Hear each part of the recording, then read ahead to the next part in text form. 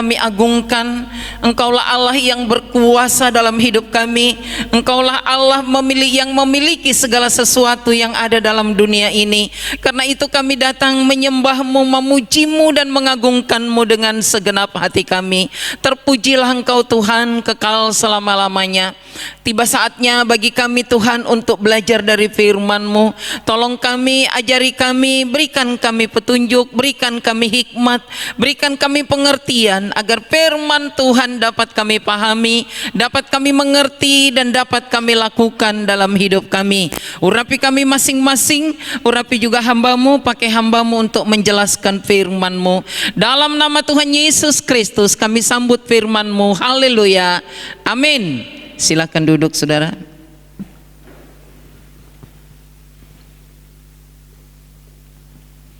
Salam bagi kita semua.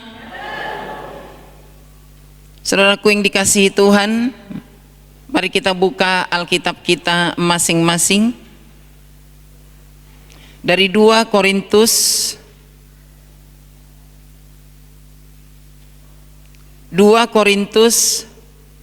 pasal 5. 2 Korintus pasal 5 ayat 18 sampai 21. 2 Korintus pasal 5 ayat 18 sampai 21. Kita baca silih berganti, saya membaca ayat 18, saudara ayat 19, demikian kita silih berganti sampai ayat 21. Ayat 18 demikian firman Tuhan, dan semuanya ini dari Allah yang dengan perantaraan Kristus telah mendamaikan kita dengan dirinya dan yang telah mempercayakan pelayanan pendamaian itu kepada kami.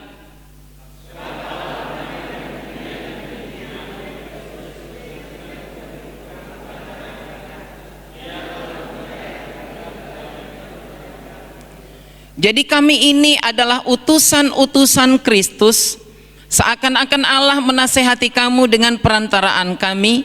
Dalam nama Kristus kami meminta kepadamu, berilah dirimu didamaikan dengan Allah.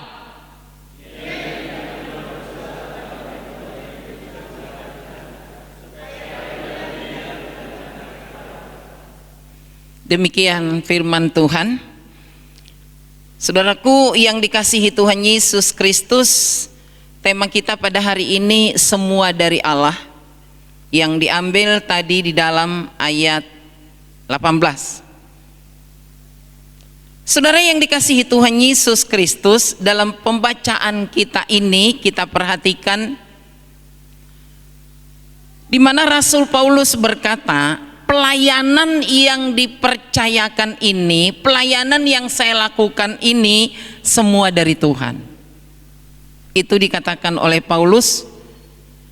Maksudnya saudaraku, seseorang melayani Tuhan bukan karena dia hebat, bukan karena dia punya kelebihan, tetapi karena dipercayakan oleh Tuhan, karena dipanggil dan diberikan oleh Tuhan. Makanya dikatakan semua dari Tuhan.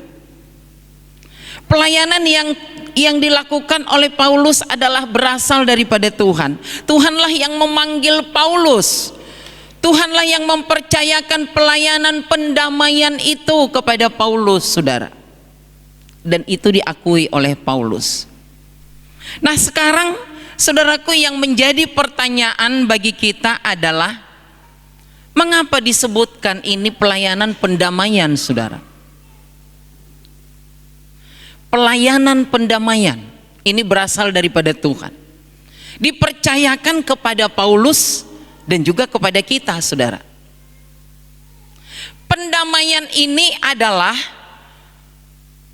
yaitu mempersatukan, memulihkan kembali hubungan manusia dengan Allah yang sudah rusak, saudara. Kenapa hubungan manusia itu dengan Allah sudah rusak? Karena apa, saudara? Karena apa hubungan manusia dengan Allah rusak? Karena dosa. karena dosa. Kata firman Tuhan, dosalah yang memisahkan kamu dari Tuhan. Dosalah yang menjauhkan manusia itu dari Tuhan. Nah sekarang kalau kita amati, apakah Tuhan memusuhi kita? Tidak, saudara. Kita manusia berdosa itu yang menjauhkan diri dari Tuhan. Waktu penciptaan, saudaraku, hubungan manusia dengan Tuhan itu harmonis, begitu indah, saudara. Tetapi setelah manusia itu melanggar firman Tuhan, hidup melakukan dosa oleh karena digoda oleh si ular, saudara, akhirnya hubungan manusia itu dengan Tuhan jadi rusak. Bukti rusaknya, saudaraku, manusia itu bersembunyi. Manusia takut ketemu sama Tuhan. Jadi kalau seseorang takut ketemu sama Tuhan dan suka sembunyi, berarti hubungannya sebenarnya belum dipulihkan dengan Tuhan. Jadi orang yang menjauh dari Tuhan berarti hubungannya dengan Tuhan belum dipulihkan. Dan dikatakan dalam firman Tuhan ini, itulah panggilan pelayanan pendamaian. Panggilan pelayanan pendamaian. Kata Paulus, saudaraku, Tuhan mempercayakan pelayanan pendamaian ini kepada dia dan kepada saudara dan saya,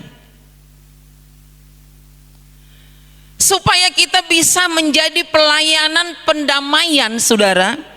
Yang harus kita alami yang pasti adalah sudah pasti berdamai dengan Allah. Itu yang pertama. Orang yang belum pasti berdamai dengan Allah, dia nggak bisa, saudara, melayani pendamaian. Coba ini misalnya kayak manusia, saudara. Saudara ingin mendamaikan si A dengan si B, tapi saudara sendiri juga masih belum berdamai dengan si A. Kira-kira mungkin nggak? Nggak mungkin, saudara. Kita belum berdamai dengan si A, kita pengen mendamaikan si A dengan si B. Jadi harus dimulai kita berdamai dulu dengan Allah. Setelah kita berdamai dengan Allah, maka kita akan dipakai oleh Allah menjadi pelayan pendamaian, saudara. Dimulai dari diri kita. Jadi yang pertama yang perlu kita cari tahu dan perlu kita evaluasi dan perlu kita cek diri kita, sudahkah kita berdamai dengan Allah? Orang yang berdamai dengan Allah berarti hubungannya sudah pulih dengan Tuhan. Dosa tidak lagi menghalanginya berhubungan dengan Tuhan. Dosa tidak lagi menghambat dirinya bersekutu dengan Tuhan. Dosa tidak menghambat dirinya lagi berdoa, berseru kepada Tuhan. Itulah orang yang sudah pulih hubungannya dengan Tuhan. Tapi kalau belum, saudara, waduh, ke gereja itu berat, baca Alkitab itu berat, bersekutu dalam komisi-komisi itu berat, berdoa syafaat itu berat, saudara. Apalagi mau mendamaikan orang lain dengan Tuhan. Mesti jauh. Mesti jauh. Harus dari diri kita dulu. Ada pemulihan hubungan kita dengan Tuhan sehingga kita pulih hubungan kita dengan Tuhan, kita akan bersekutu akrab, bergaul karib dengan Tuhan, saudara. Kalau masih ada dosa penghalang, kita nggak bisa bergaul karib dengan Tuhan, saudara. Kita malas untuk berdoa. Coba saudara ingat-ingat dulu, sebelum diampuni oleh Tuhan Yesus, aduh, kalau dikatakan berdoa boro-boro. Karena hubungannya masih rusak dengan Tuhan, belum berdamai dengan Tuhan. Orang yang sudah berdamai dengan Tuhan, yaitu sudah diampuni dosanya, sudah disucikan oleh darah Yesus, sudah bertobat sungguh-sungguh, sudah dilahirkan kembali. Inilah orang yang sudah berdamai dengan Tuhan, memiliki hubungan yang harmonis dengan Tuhan. Jadi pastikan bahwa kita sudah berdamai dengan Tuhan. Kalau ini belum terjadi, jangan berharap Tuhan pakailah saya menjadi alat pendamaian. Pasti kata Tuhan, kamu aja belum pulih hubunganmu dengan saya. Kamu masih terhalang oleh karena dosamu. Kamu masih hidup dalam dosamu, sehingga kamu belum bisa berseru kepadaku, kata Tuhan, saudara. Jadi cek dulu, pulihkan dulu hubungan kita dengan Tuhan. Sudah pulih atau belum?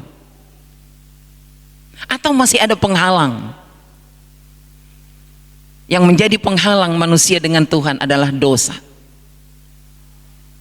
Dikatakan firman Tuhan, Tuhan tidak kurang panjang tangannya untuk menolong, tidak kurang tajam telinganya untuk mendengar. Tetapi yang menjadi pemisah antara kamu dengan Allahmu adalah dosamu. Itu dalam Yesaya 59. Itu memang begitu, saudara. Sehingga kita cari tahu diri kita ini seperti apa hubungan kita sekarang dengan Tuhan. Sudahkah pulih atau masih ada yang menghambat? Dosa apa yang kita sembunyikan? Dosa apa yang terus kita tahan? Belum kita selesaikan di hadapan Tuhan. Itulah yang menghambat kita untuk bersekutu dengan Tuhan, untuk taat beribadah, untuk taat membaca firman-Nya, untuk taat berdoa syafaat, untuk terpanggil menjadi pelayan pendamaian. Itulah yang menghalangi. Karena itu selesaikan di hadapan Tuhan. Kalau belum pulih, itu yang pertama. Yang kedua, saudaraku, Tuhan memanggil kita-kita yang sudah berdamai dengan Allah menjadi alat pendamaian bagi orang lain. Jadi Tuhan memanggil bukan hanya Paulus menjadi alat pendamaian, saudara. Bukan. Tetapi saudara dan saya yang sudah berdamai dengan Allah, Tuhan percayakan pelayanan pendamaian itu bagi kita, saudara. Tuhan mau pakai kita mendamaikan orang-orang yang masih jauh dari Tuhan, mendamaikan orang-orang yang masih lari dari hadapan Tuhan.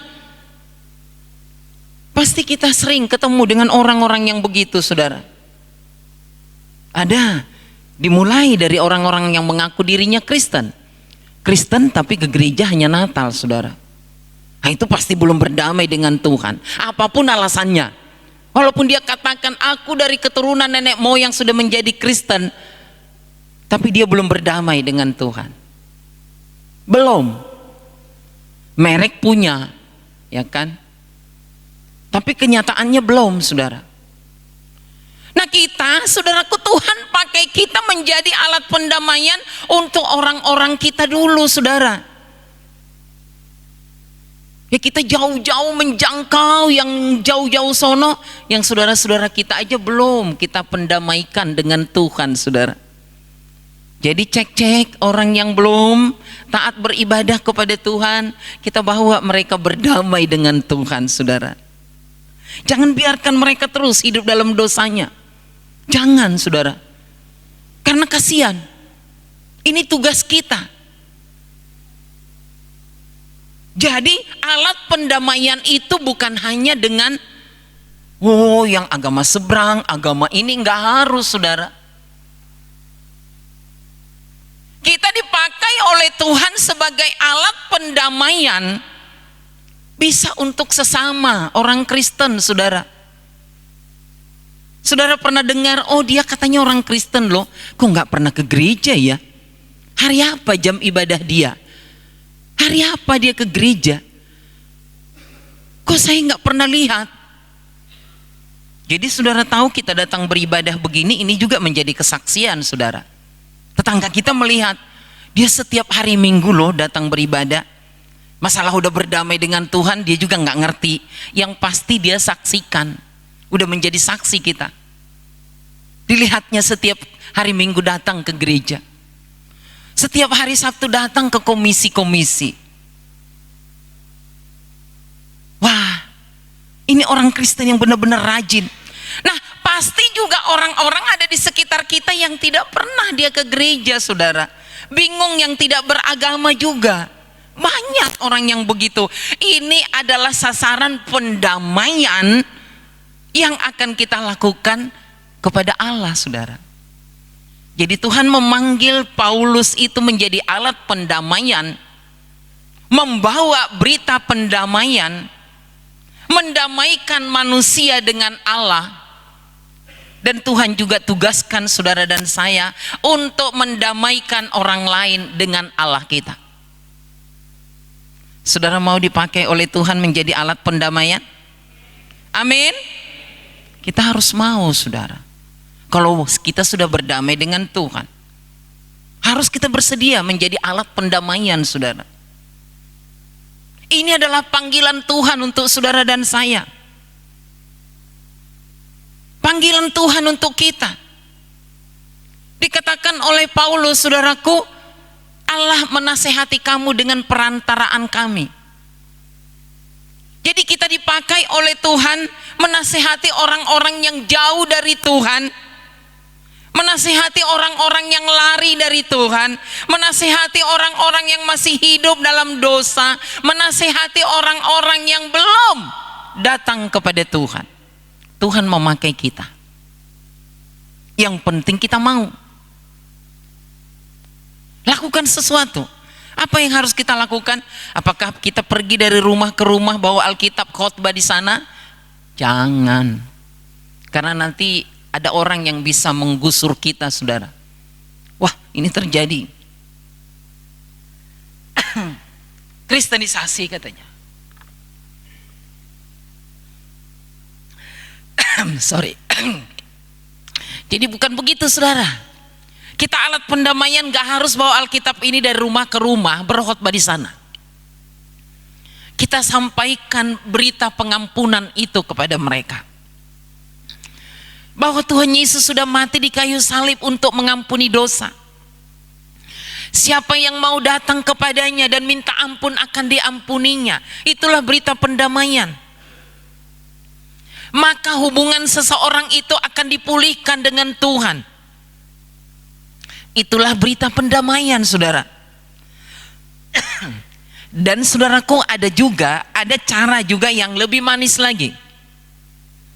Pendeta Sajam kemarin waktu khotbah di kaum ibu berkata begini, ibu-ibu, apakah pada saat menerima brosur ibadah, apa namanya, bukan brosur ya, flyer ya, flyer. Kok saya kayak masih gaya dulu. Flyer ibadah itu kalian bagikan nggak kepada orang lain? Saya pikir benar juga ya. Kenapa kita nggak setiap waktu melakukan itu? Terkadang kita berpikir ya udahlah, udah ditaruh di grup, oke. Kita sebarkan nggak kepada orang lain? Kan itu panggilan, saudara. Ya, saya langsung berpikir, iya benar loh. Kalau satu orang menyebarkan flyer itu kepada 5 orang, kalau anggota komisi wanita itu ada 20 orang, sudah berapa kira-kira yang membaca flyer itu? Halo, coba hitung. 20 kali 5 jadi berapa? Wih, 100 orang loh. Wow. Di antara 100 orang yang membaca undangan ibadah itu, kita yakini ada 10 orang yang nyangkut. Kan kalau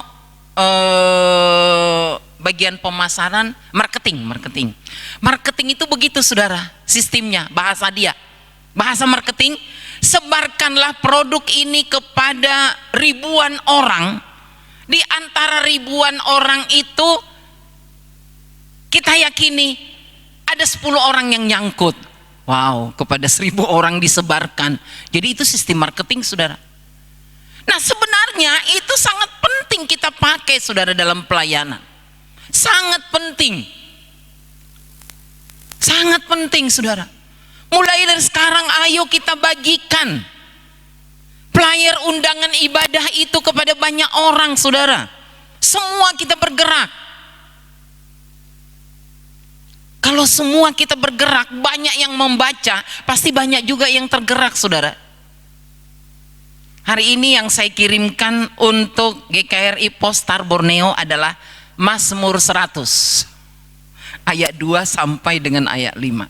Beribadahlah kepada Tuhan. Karena mereka juga suka begitu, saudara. Ada acara sedikit nggak ibadah, udah izin, tunggu minggu depan. Ada yang ini udah langsung nggak ibadah. Saya buat itu tadi, langsung ada yang komen, amin, undangan Tuhan bagi kita beribadah. Haleluya. Jadi, nah berarti ini flyer untuk ibadah umum kita perlu dibuat. Nah, kalau flyer kaum bapak udah ada, flyer kaum ibu sudah ada. Kalau ibadah umum flyernya apa? Oh, gambar gereja yang disebarkan Pak Sajam ya? Itu ya, Pak Yunus ya? Oh, itu flyernya, oh ada. Jadi gambar gereja, datanglah beribadah jam 8 atau jam 10. Nah, itu sebarkan kepada orang lain, teman, saudara. Sebarkan. Jemaat kita kalau 200 orang ini menyebarkan itu, undangan ibadah itu kepada 5 orang, bayangkan saudara, 200 kali 5 berapa saudara? 200 kali 5 berapa? 1000. Wow, 1000 orang yang menerima undangan ibadah kita. Iya dong. Nah, ini perlu kita lakukan saudara, karena kita, saya katakan tadi, sebagai alat pendamaian nggak perlu kita datang dari rumah ke rumah berkhotbah, karena sekarang itu bisa juga razia saudara, disebut kristenisasi segala macam. Tapi kalau kita kirim flyer begitu, enggak saudara, enggak. Ayo kita mulai bergerak. Saudara dan saya dipakai oleh Tuhan menjadi alat pendamaian. Lakukan apa yang bisa kita lakukan. Kalau bisa berupa nasihat, nasihati. Kalau bisa berupa mengingatkan dengan ayat firman Tuhan, sampaikan. Kalau bisa dengan flyer undangan ibadah, lakukan saudara.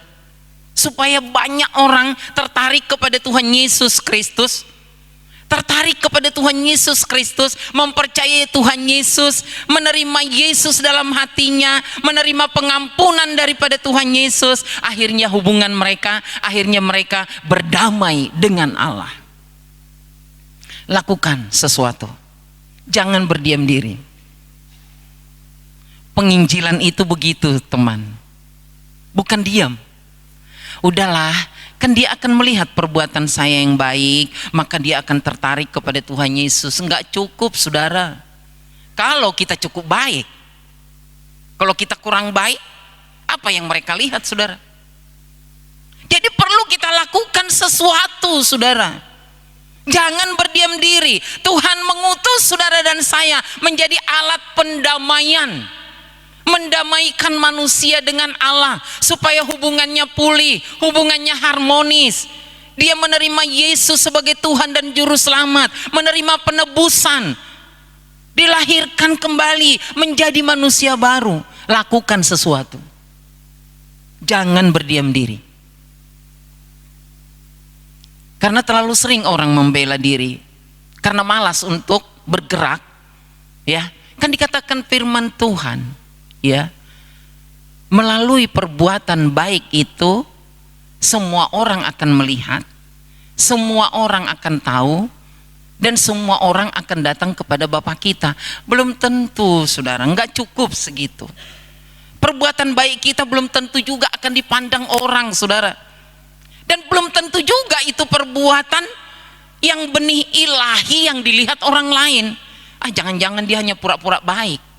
Belum tentu saudara. Karena itu lakukan sesuatu.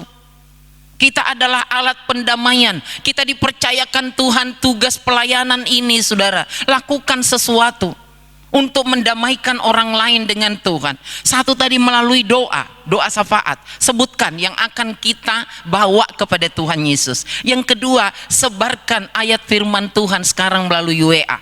Yang ketiga, melalui flyer-flyer undangan untuk beribadah. Sebarkan itu kepada banyak orang, sehingga orang-orang yang belum datang kepada Tuhan, yang masih terhambat hubungannya dengan Tuhan, mereka akan dilawat oleh Tuhan, dijamah oleh Tuhan. Pada saat mereka datang ke tempat rumah ibadah, ada firman Tuhan yang menyentuh hati mereka. Saudara, akhirnya mereka tertarik kepada Tuhan Yesus. Hubungan mereka akan dipulihkan saudara.